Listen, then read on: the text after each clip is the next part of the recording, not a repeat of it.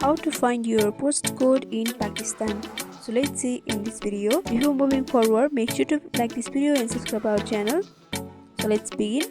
So the first thing you need to do is you have to open any of the browser. Here I'm opening up Chrome. After that, in the search bar, tap and search for Pakistan Post Office. So here you'll be able to see the pakpost.gov.pk, so you have to tap on that.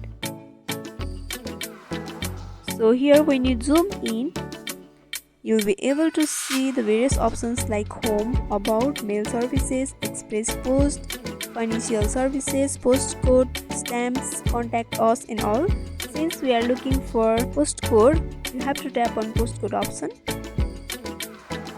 After that, here you'll be able to see the postcode of your address. So here in the table there are the list of various places of Pakistan and there is a postcode of each place.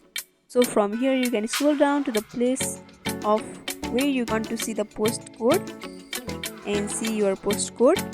So by following this simple step you can find your postcode in Pakistan. So I hope this video was helpful. Don't forget to like, comment, share and subscribe our channel for more videos like this. Thank you for watching till the end.